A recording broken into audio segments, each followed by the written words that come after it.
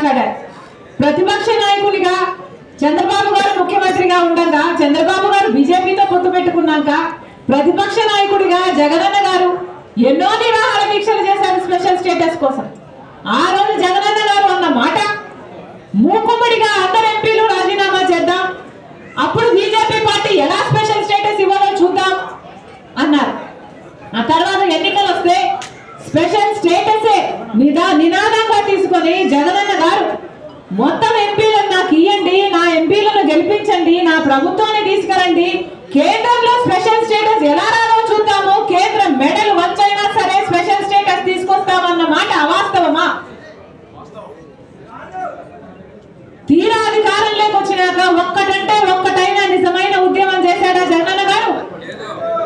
ఒక్కసారంటే ఒక్కసారైనా బీజేపీని నిలదీయడం కాదు కదా, కనీసం మాట వరుసకైనా స్పెషల్ స్టేటస్ ఏదండి అని ఒక్కసారైనా అడిగిన పాపాన పోలేదు. అసలు స్పెషల్ స్టేటస్ మనకు లేదు కదా, ఇప్పుడు స్పెషల్ ప్యాకేజీ కూడా లేదు. ఏమొచ్చింది విశాఖపట్నంకి? విశాఖపట్నం స్పెషల్ రైల్వే జోన్ చేస్తామన్నారు, ఇచ్చారా? ఉత్తరాంధ్రకు స్పెషల్ ప్యాకేజ్ అన్నారు, ఇచ్చారా? శుభ్రంగా ఉన్న ఉక్కు ఫ్యాక్టరీ, వైజాగ్ స్టీల్ ఫ్యాక్టరీ, అసలు వైజాగ్ తలమానికం, అలాంటి దాన్ని తీసుకెళ్లి ఇప్పుడు సర్వనాశనం చేస్తున్నారు. ఇక్కడే ఉంది గన్నవరం పోర్టు. రాజశేఖర రెడ్డి గారు ఉన్నప్పుడు గన్నవరం పోర్టు ప్రభుత్వానికి కూడా ఒక స్టేక్ ఉండాలి అని చెప్పి రాజశేఖర రెడ్డి గారి ఆలోచన చేస్తే 30 ఏళ్ల తర్వాత మళ్ళీ గన్నవరం పోర్టు ప్రభుత్వం చేతుల్లోకి రావాలి అని రాజశేఖర రెడ్డి గారి దాన్ని అలా డిజైన్ చేస్తే ఇప్పటికే 15 సంవత్సరాలు అయిపోయింది. రాజశేఖర రెడ్డి గారు ఉంటుంటే, ఆయన ప్లానే కనుక అమలై ఉంటే ఇంకొక 15 ఏళ్లకు ఆ గన్నవరం పోర్టు మళ్ళీ ప్రభుత్వం చేతికి వచ్చేది. అలాంటిది ఆయన కొడుకు అయ్యింది జగన్మోహన్ రెడ్డి గారు ఏం చేశారు? కేవలం 600 కోట్ల రూపాయలకు అదానికి మొత్తానికి అంటగట్టేశారు కదా గన్నవరం పోర్టు. ఇప్పుడు ప్రభుత్వానికి ఏ స్టేకు లేదు, ప్రభుత్వం చేతికి ఎప్పటికీ రాదు, పూర్తిగా అప్పనంగా అప్పగించేశారు. ఎవరి సొమ్మును అప్పగించారు? ప్రజల సొమ్ము కాదా? ఆంధ్ర రాష్ట్ర ప్రజల సొమ్ముని, ఆంధ్ర రాష్ట్ర ప్రజలని తాకట్టు పెట్టినట్టు కాదా? వీళ్ళ కుమ్మక్కు రాజకీయాల కోసం ఆంధ్ర రాష్ట్ర ప్రజలను తాకట్టు పెట్టారు. ఇది వాస్తవం వాస్తవం వాస్తవం. స్వలాభం కోసం ప్రజల ప్రయోజనాలను తాకట్టు పెట్టారు. ఆ రోజు రాజశేఖర రెడ్డి గారు ఉన్నప్పుడు ఎన్ని ఫ్యాక్టరీలు, ఎన్ని కంపెనీలను రాజశేఖర రెడ్డి గారు నిలబెట్టారు, ఎన్ని కంపెనీలను రాజశేఖర రెడ్డి గారు మునిగిపోకుండా కాపాడారు. ఈరోజు వైజాగ్ స్టీల్ అన్నది 30,000 మందికి ఉద్యోగాలు ఇస్తుందట. 30,000 మందికి ఉద్యోగాలు ఇస్తుంటే ఈ రోజు ఆ 30,000 మందికి భరోసా లేకుండా పోయింది ప్రభుత్వాల మీద.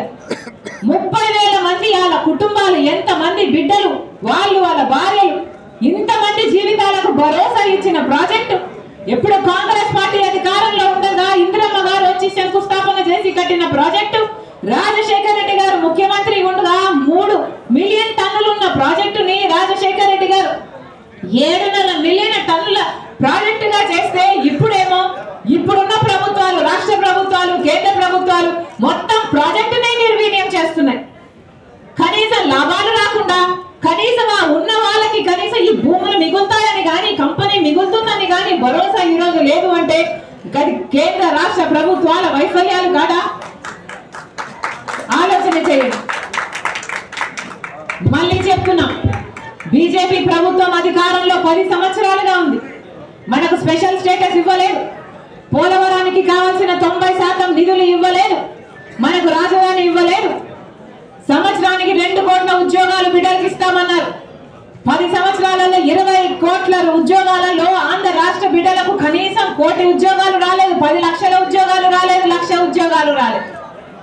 రైతులకి రెట్టింపు చేస్తామన్నారు లాభాలు, అది కాలేదు. ఒక్క వాగ్దానం నిలబెట్టుకోకపోయినా అటు టీడీపీ ప్రభుత్వమైనా ఇటు వైసీపీ ప్రభుత్వాలు, వైసీపీ పార్టీలైనా మొత్తం బీజేపీకి అమ్ముడుపోయారు. కనిపించినా కనిపించకుండా పొత్తులు పెట్టుకున్నారు, కుమ్మక్కయ్యారు. ఈరోజు కుమ్మక్కు రాజకీయాలతో ఆంధ్ర రాష్ట్ర ప్రజలను బీజేపీ పార్టీకి బానిసలుగా చేయాలని చూస్తున్నారు.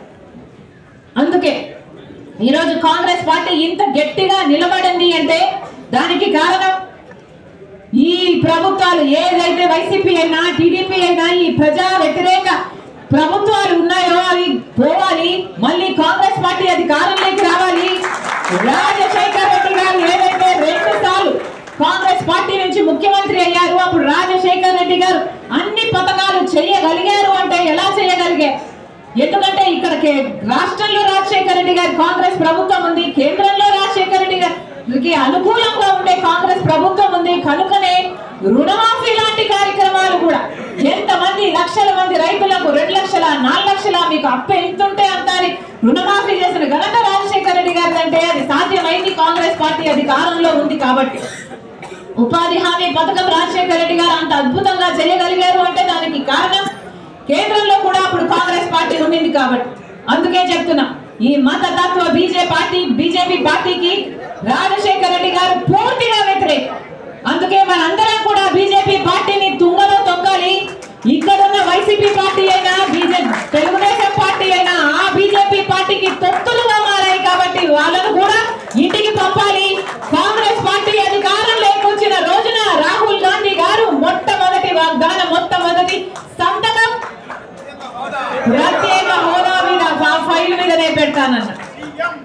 అందుకే మరొకసారి కాంగ్రెస్ పార్టీలో ఉన్న కార్యకర్తలందరూ, నాయకులందరూ ఈరోజు సైనికులుగా పనిచేయాల్సిన అవసరం ఉంది.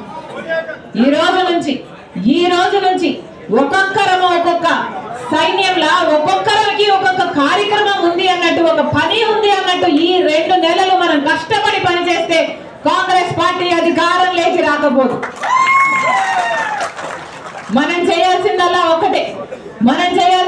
ఒకటే, ప్రతి ఒక్కరము ప్రతిరోజు పని కట్టుకొని ఎవరినో ఒకరిని కలవాలి, ఏదో ఒక సంఘాన్ని కలవాలి, వాళ్ళని కాంగ్రెస్ పార్టీలో చేర్చడానికి ప్రయత్నించాలి, వాళ్ళతో మాట్లాడాలి, కాంగ్రెస్ పార్టీ వాళ్ళ మద్దతు ఎందుకు అవసరమో వివరించాలి, మనకు స్పెషల్ స్టేటస్ ఎంత అవసరమో వివరించాలి. ఇప్పుడున్న వైసీపీ అయినా, ఇప్పుడున్న టీడీపీ అయినా, ఇప్పుడున్న ఈ పార్టీలన్నీ కుమ్మక్కయ్యాయి బీజేపీతో అని వివరించాలి. వాళ్ళు బానిసలే కావడం కాదు, అసలు ఆంధ్ర రాష్ట్ర ప్రజలను కూడా బీజేపీ పార్టీకి బానిసలను చేయాలని చూస్తున్న ఈ పార్టీలు అన్న విషయాన్ని వివరించాలి. ఎంతమందిని వీలైతే అంతమందిని కాంగ్రెస్ సపోర్టర్లుగా తయారు చేయాలి. సోషల్ మీడియాలో మీ అందరూ కూడా ఎంతో కొంత యాక్టివ్ గా ఉండాలి. కాంగ్రెస్ పార్టీని బలపరిచే కార్యక్రమం ఒక్కొక్కరము ఒక్కొక్క సోల్జర్ లాగా చేపట్టాలి. అప్పుడు చూద్దాం ఎందుకు కాంగ్రెస్ పార్టీ అధికారంలోకి రాదో, అప్పుడు చూద్దాం ఎందుకు మనకు స్పెషల్ స్టేటస్ రాదు. ఈ ఎన్నికల కోసం ఇంతగా పని చేయడానికి, ఎంత దూరమైనా పని చేయడానికి నేను రెడీ. మీరు రెడీయా?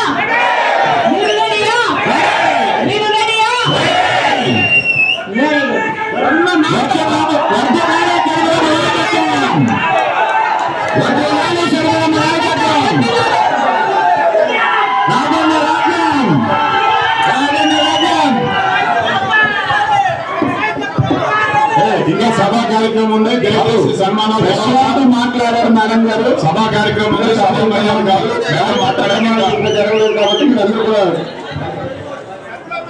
పెద్దలు ఈనాడు మీరందరూ సహకరించండి. ఇంకా ఆ కార్యక్రమం చేసుకుంటాం. మీ ఆల్రెడీ ప్రధాన వక్త మాట్లాడారు కాబట్టి పార్టీ క్యాడర్ అందరూ కూడా ఒకసారి దశ మా నాయకులు నిర్దేశిస్తారు. దయచేసి మీడియా మిత్రులను సహకరించాలి. అంతర్గత కార్యకర్తల సమావేశం నిర్వహించబడుతుంది.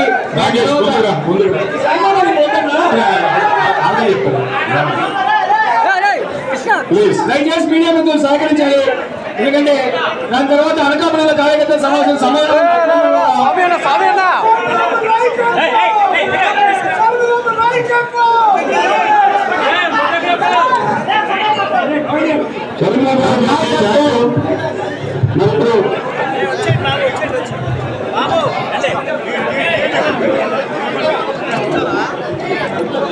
దయచేసి మీడియా మిత్రులు సహకరించాలి.